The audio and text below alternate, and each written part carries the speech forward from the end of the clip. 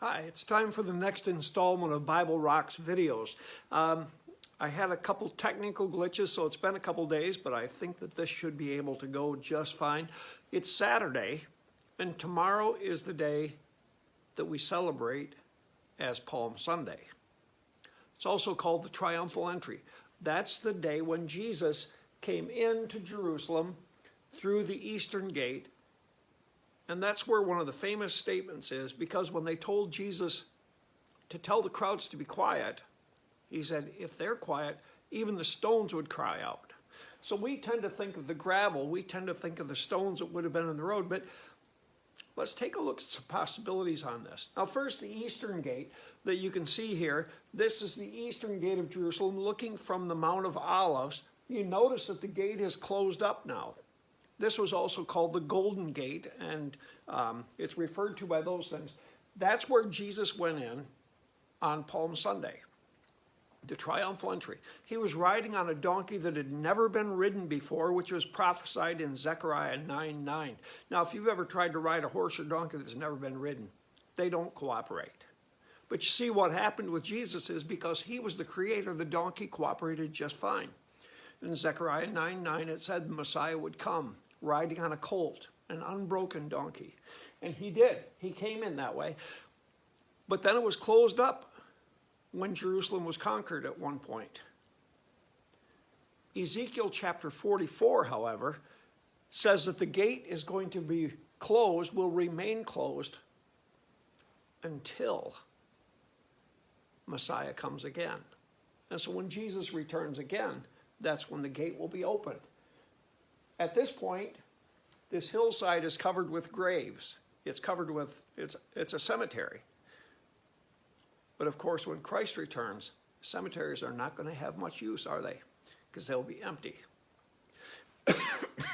So when Jesus rode into Jerusalem, what happened was the people began to wave palm branches, and they put their cloaks on the road, and they waved the branches, and actually they were probably not just palm branches. We understand that very likely what it was is they were lulavs, which is a combination of cedar and palm branches and other types of evergreen branches would be wrapped together for the Feast of Tabernacles, where they would use those as part of the roofing and part of the temporary shelters they would use. And what they were taught all the way through the Old Testament period leading up to the time of Christ is that when you heard certain phrases like, Hosanna, blessed is he who comes in the name of the Lord, which were things proclaiming Messiah, the normal thing was to pick up not an olive branch, but to pick up a lulav, to pick up a palm branch, and to wave it. The reason it's called Palm Sunday is because on that day when Jesus rode in and the crowds began to cry out, Hosanna, blessed is he who comes in the name of the Lord, people pulled those branches and they began to wave them, and they put them down in front of him, and they put their cloaks down, and they made it so that Jesus could ride in as Messiah. Now, when he did that, he was going in the area of the original temple. We have part of the wall there. And when he was doing that, the Jewish leaders came out and said, Teacher, tell your people to be quiet. Tell them to be silent. And Jesus said, this is in chapter 19 of Luke, verses 28 through 44 tells the story.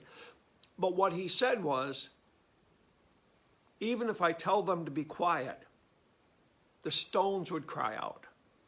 Now, we don't know which stones he was talking about. He may have been talking about the stones that were in the roadway. Or it may have been that he was talking about the stones that are in the temple and in the wall of the city of Jerusalem. Because when they pushed him further on it, he said, I'll tell you this. All these beautiful buildings around here, meaning the temple,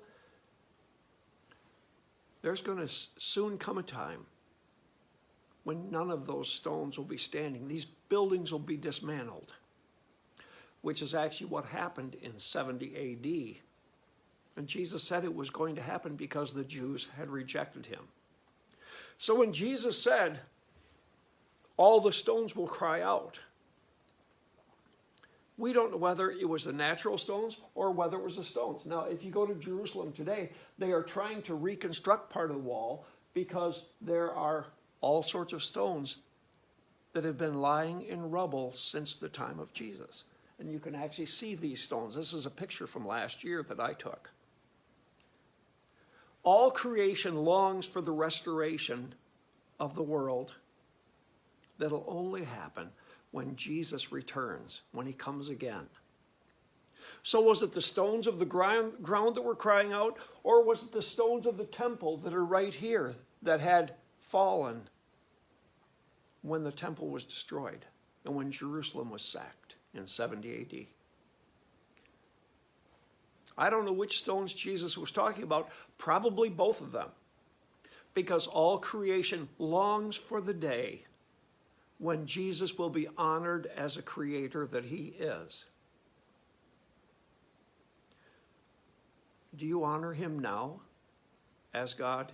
Do you honor him as Lord?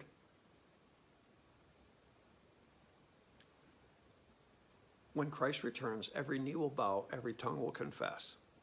My question is, are you going to make the rocks do that? Or are you ready to honor Jesus as Lord? Tomorrow, on Palm Sunday, honor him as the King that came for you and me.